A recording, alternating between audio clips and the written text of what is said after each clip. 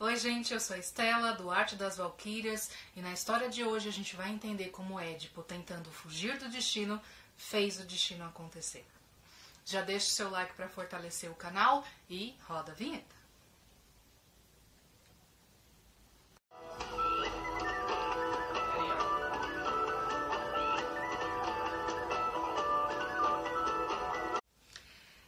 E a nossa história de hoje vem da Grécia. Vamos falar de um rei que era super apaixonado pelo seu reino, fazia de tudo para que ele fosse muito próspero, né, para que ele crescesse bastante, era apaixonado pelas pessoas que ali habitavam com ele, e ele recebeu uma grande notícia de que ia ser papai.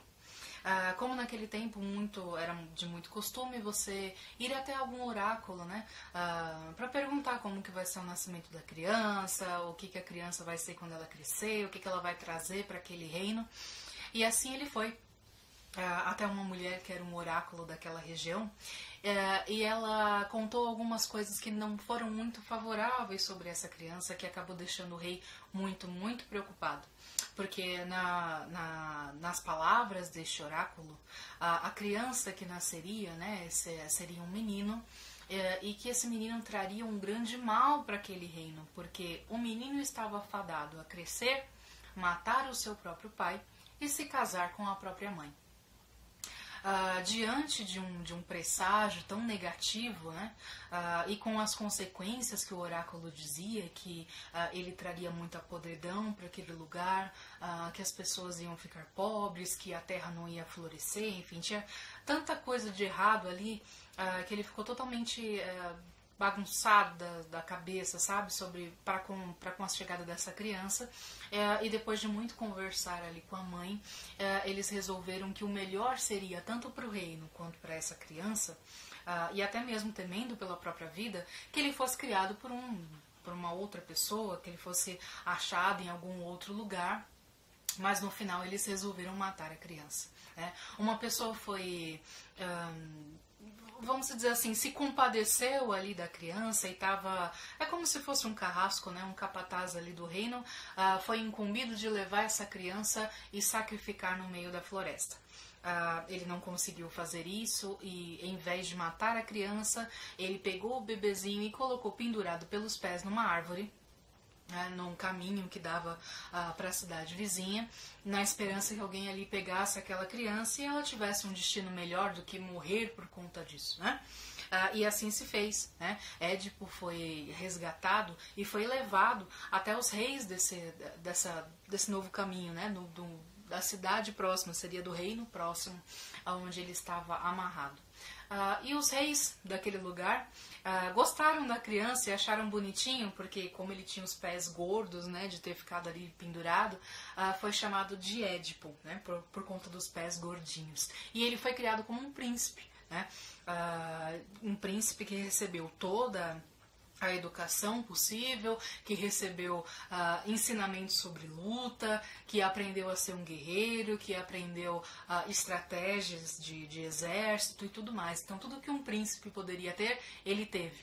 Até que o pessoal ali da região começou a especular, e essa história veio do passado, dizendo que aquele menino não era um governante, né? Não poderia ser governante porque ele não era daquele lugar, ele não era filho legítimo daquele casal.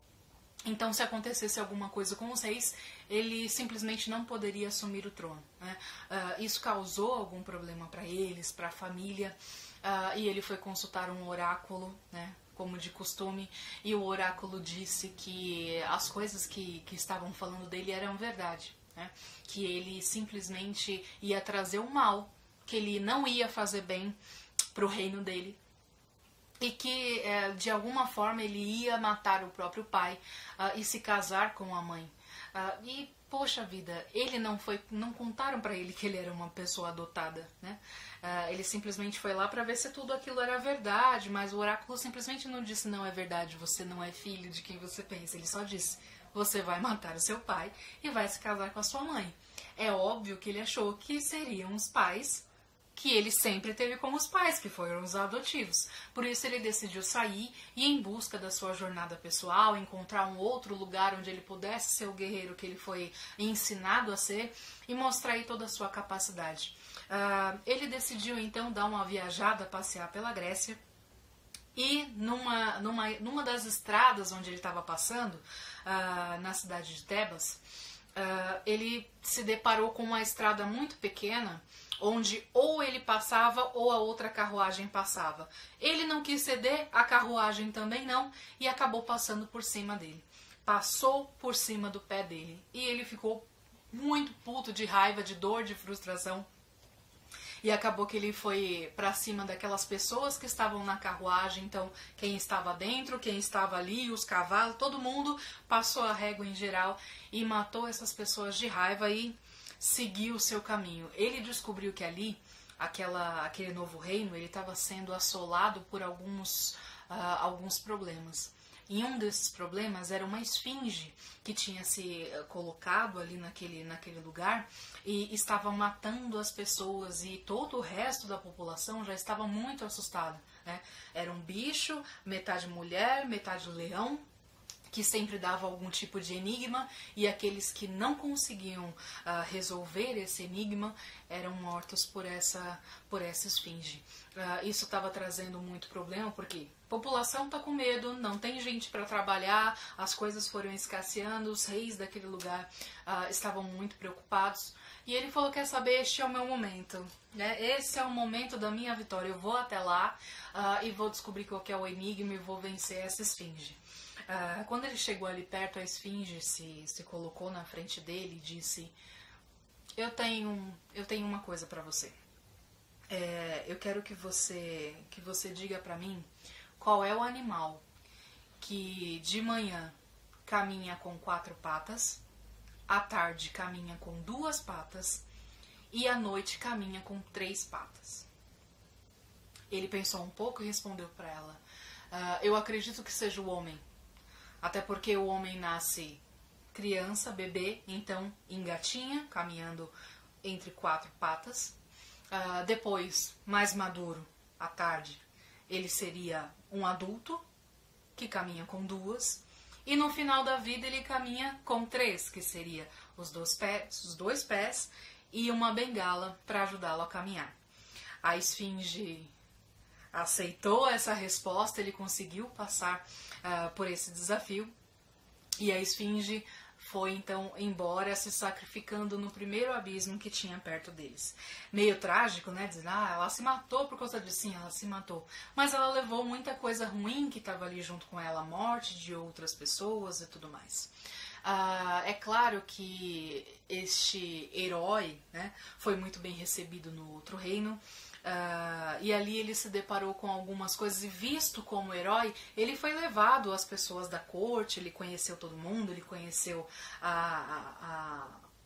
as pessoas mais importantes daquela região, e por ter ganho, né, por ter conseguido matar a esfinge e ter passado por esse desafio, foi dado para ele como um presente, né, o reino de Tebas, porque já estava dito que quem conseguisse matar aquela criatura seria então o novo rei de Tebas, e também receberia a mão da rainha que tinha acabado de ficar viúva, né? Então ele aceitou a mão dela, governou muito bem, e apesar de ser meio que um casamento arranjado, eles se apaixonaram, e até o fato dela ser um pouco mais velha não atrapalhou nada, porque ele realmente foi muito bom, ele fez muita coisa crescer ali, eles se apaixonaram e até tiveram uma filha. O problema é que as coisas começaram a decair. A plantação já não crescia mais, não tinha comida, a água escasseou, as pessoas ficaram doentes, tinha algum mal naquela terra, né? E foi consultado então um oráculo para saber o que estava acontecendo com aquele reino, e o oráculo disse que é por conta o mundo, né, a espiritualidade, sei lá o que eles pensavam naquele tempo, estava muito bravo porque tinham matado o rei, né, que seria dessa rainha que casou com o Édipo agora, que acabou ficando viúva, que chamava Jocasta. Mataram o marido dela e nunca foram atrás do assassino. Então todos ali deveriam ir atrás para resolver essa questão do assassinato do antigo rei. E então ele perguntou, ok, e onde é que tá esse maluco então? Onde que tá esse cara? A gente vai atrás dele, mas onde ele está? E o oráculo disse, ele tá na minha frente. E aí, como assim? Você matou ele? Não, eu não, você matou. E aí, fomos atrás, ele virou pra mulher dele e voltou pra casa com aquele negócio e falou, mulher, me fala aí do seu marido, como é que ele morreu? Aí a mulher disse, foi muito triste, ele nunca, sabe, ele já tava triste, porque ele nunca tinha se resolvido com a ideia de um filho que a gente teve no passado, e que a gente perdeu essa criança. Então ele estava sempre procurando algumas coisas por outros lugares, outras regiões, e ele foi assassinado por uma pessoa que acabou atacando a carruagem dele na entrada de Tebas, e morreu também todos os outros funcionários ali dele. E aí ele, putz, tem alguma coisa errada aí. E é aí que descobriram que ele matou o próprio pai e ele casou com a própria mãe. E isso foi um momento de frustração tão grande, porque ele fez uma vida inteira para poder fugir do destino e acabou encontrando o destino de qualquer forma. O destino foi impiedoso com ele, não tinha como. Ele tinha que fazer isso. Jocasta, quando descobriu que ela casou com o próprio filho e ainda teve um filho do seu filho, ela entrou num desespero tão grande que ela se matou. E ele, vendo o desespero da mulher da vida dele, né, da esposa dele, da pessoa que ele era apaixonado, completamente apaixonado, ele vendo aquela pessoa enforcada do jeito que ela morreu, ela se enforcou e ele viu aquela cena e acabou querendo furar os próprios olhos, né? Então ele arrancou um alfinete da roupa em que ela usava quando morreu e furou os próprios olhos, porque já que ele não poderia viver com ela ou ver tudo, era melhor ele não ver nada, né? Morrer sem ver aquela cena ali de novo. E assim Édipo, tentando fugir da história que foi predestinada para ele, concretizou a história que foi para ele. Situações assim acontecem, e essa história também é muito utilizada no setor mais ligado à psicologia, com um complexo de Édipo, que é quando o filho se apaixona pela mãe e tem repulsa pelo pai. Então, muito das histórias aí das histórias gregas, elas são encontradas nessa parte filosófica e da psicologia também. Ficam em um aprendizado pra gente, nem sempre dá pra fugir do destino. Um beijo pra quem me acompanhou até aqui. Não deixa aí de se inscrever no nosso canal e ativar os sininhos para lembrar, para o Facebook te lembrar que eu tô chegando aí de novo. Um beijo pra vocês, até a próxima.